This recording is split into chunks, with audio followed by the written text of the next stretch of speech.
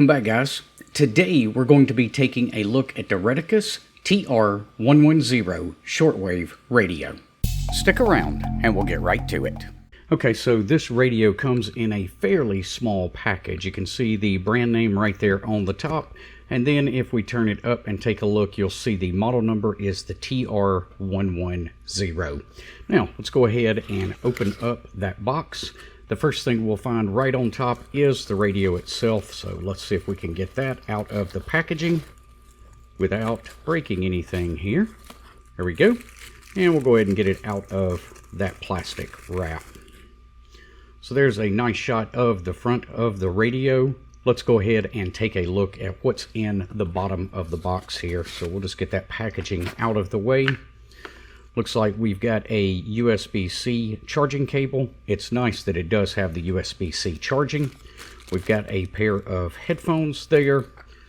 Got a wrist strap, and we've got a nice little carry case right there. So good little bag to put that in. It's actually a pretty heavy bag for what this is. And then of course some directions, which I don't know, at my age, I've got to get glasses or cheaters or something so I can read this small writing. But there is a manual in there as well.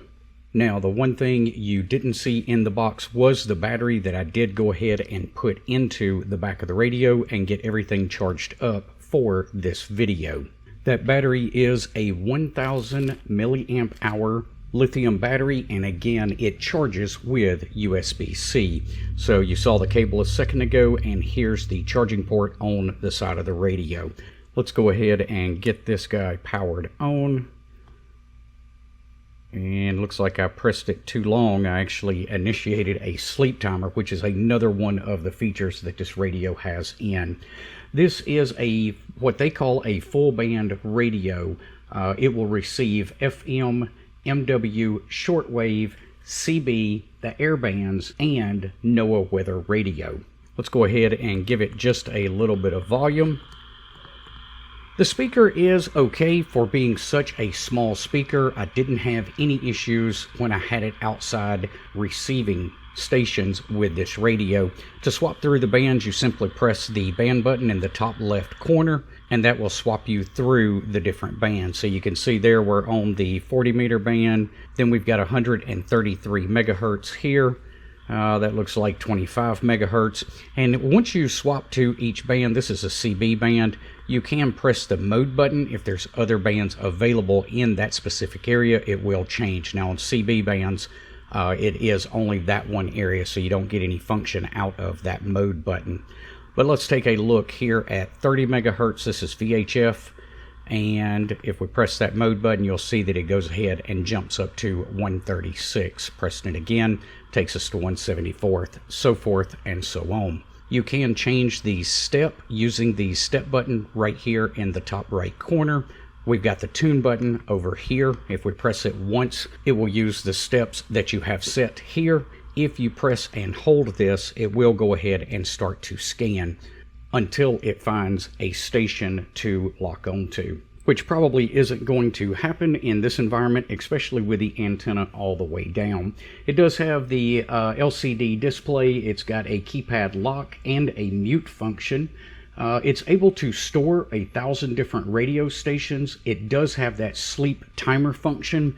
That's what you saw me activate when I tried to cut the radio on. You simply long press the power button for a couple of seconds to activate the sleep timer, and then you can set it anywhere from 10 to 90 minutes. It also has 9 levels of squelch that you can adjust to your needs, and it has an external antenna port up here on top. So one of these is for the headphones, the other one is for that external antenna. Speaking of the antenna, that's probably my least favorite thing on this guy, is this antenna leaves a little bit to be desired.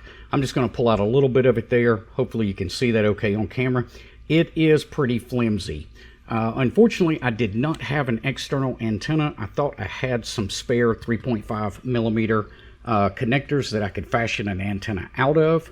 Unfortunately, I am out of those at the current moment, so we may do some more testing with that later on. You'll see here in just a second in some of these upcoming clips where I was just using the built-in antenna, and it did reasonably well, all things considered. Okay, so let's go ahead and take a look at some of the clips that I recorded last night, listening to some of the audio coming off of this radio. Now, keep in mind that all of these clips were recorded just with the built-in telescoping antenna. The first one that we're going to take a look at is coming from 9.395.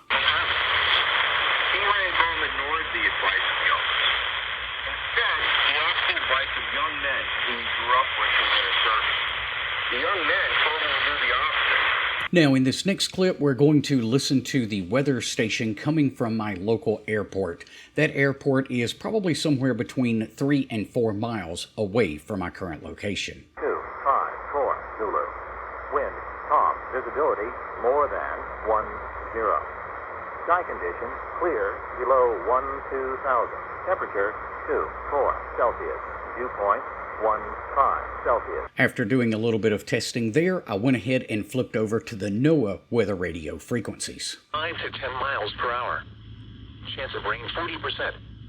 Monday, sunny. A chance of showers and thunderstorms in the afternoon. Highs in the upper 80s.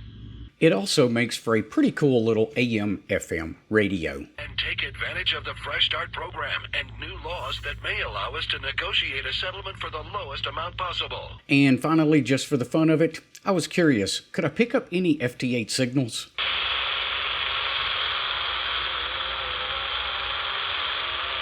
I want to give a shout out to Retekess, who sent this radio over to me for a review in exchange for this video. I'll leave a link to where you can find this down in the description below. Thanks for tuning in today. We will see you guys on the next one. Until then, 7-3.